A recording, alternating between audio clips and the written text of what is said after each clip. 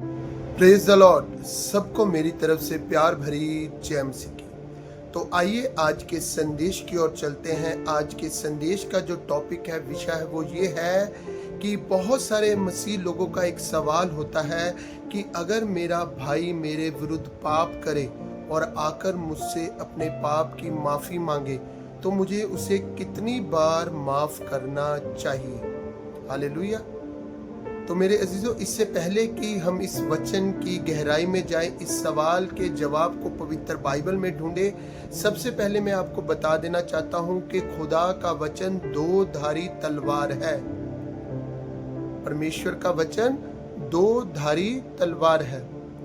तो जैसे कि मैंने आपको बताया कि बहुत सारे लोगों का ये सवाल होता है कि मेरा भाई अगर मेरे विरुद्ध पाप करे तो मुझे उसे कितनी बार माफ करना चाहिए।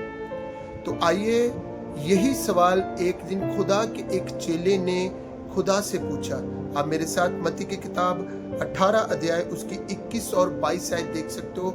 यहाँ पर लिखा है कि पतरस, खुदा का एक चेला पतरस, प्रभु यीशु मसीह से एक सवाल पूछता है। और वो सवाल क्या होता है कि प्रभु, अगर मेरा भाई मेरे विरुद्ध पाप करे तो मुझे उसे कितनी बार क्षमा करना चाहिए?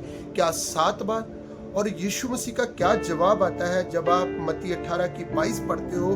तो यीशु ने उसे उत्तर दिया, मैं तुझसे ये नहीं कहता कि 7 बार, बल्कि 7 बार के 70 गुना तक।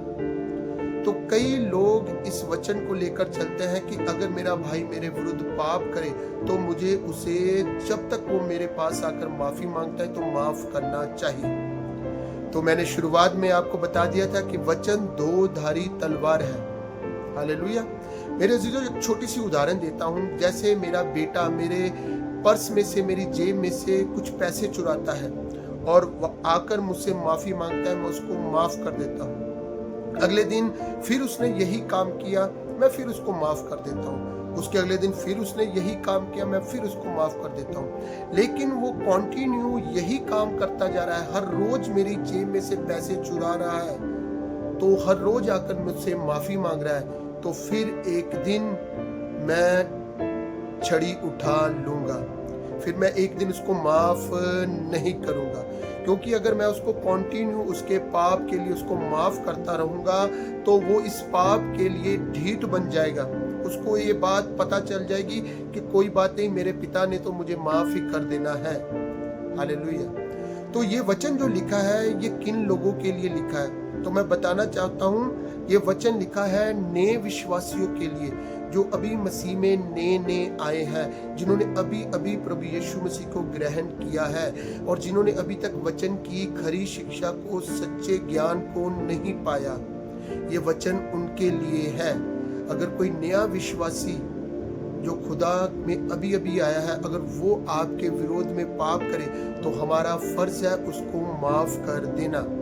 लेकिन जो 10-10, 20-20 सालों से मसीह में चल रहे हैं, जो 5-5 सालों से मसीह में चल रहे हैं, जिन्होंने वचन की खरी शिक्षा को ग्रहण कर लिया है, जो वचन की सच्चाई को जान गए हैं, क्योंकि बाइबल इब्रानियों 10 की 26 में लिखा है, अगर कोई सच्चाई को जानकर, जानबूझकर पाप करता है तो फिर उसके लिए कोई भी माफी या कोई भी बलिदान नहीं है। आइए आप मेरे साथ मत्ती की किताब 18 अध्याय उसकी 15 से लेकर उसकी 17 आयत तक देख सकते हो। यहाँ पर लिखा है कि अगर तेरा भाई तेरे विरोध में पाप करे तो उसे अकेले में समझा। अगर वो समझ जाए तो समझ लेना कि तूने अपने भाई को पा लिया है। आगे लिखा है, अगर वो नहीं माने तो 2 या 3 जन लेकर जा, लेकिन वो उसकी भी ना सुने तो फिर कलीसिया के लोगों को लेकर जा, लेकिन वो कलीसिया के लोगों की भी ना सुने तो फिर उसको छोड़ दे। आप मेरे साथ मत्ती 18 की 17 आयत पढ़ सकते हो। यहाँ पर लिखा है, उसे अन्य जाति और महसूल लेने वाला जैसा जान। हालेलुया। तो मैंने शुरुआत में बता दिया था, वचन दो धारी तलवार है। हालेलुया। ये जो मैंने ऊपर का वचन आपको पढ़ाया मत्ती 18 की 15 से 17 तक, ये उन लोगों के लिए है जो विश्वास में चलते हुए उनको सालों साल हो चुके हैं। बाइबल में लिखा है, पहले उसे अकेले में समझा, फिर 2 या 3 लोग लेकर जा, फिर कलीसिया के लोगों के लेकर जा और उसे समझा। अगर फिर भी ना समझे तो फिर उसको छोड़ दो। हालेलुया।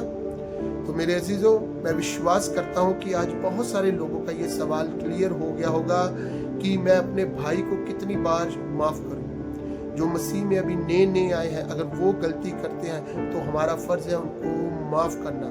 लेकिन जो पुराने विश्वासी है, पहले उन्हें अकेले में समझाना, फिर 2 या 3 लोगों को लेकर जाना, फिर कलीसिया के लोगों को लेकर जाना, फिर भी ना समझे तो फिर उसको छोड़ देना है। हालेलुया। तो मेरा विश्वास है आज आपके सवाल का जवाब आपको पवित्र वचनों के द्वारा मिल चुका है। तो खुदा इन वचनों के द्वारा आपको बहुतायत की आत्मिक आशीष दे। God bless you.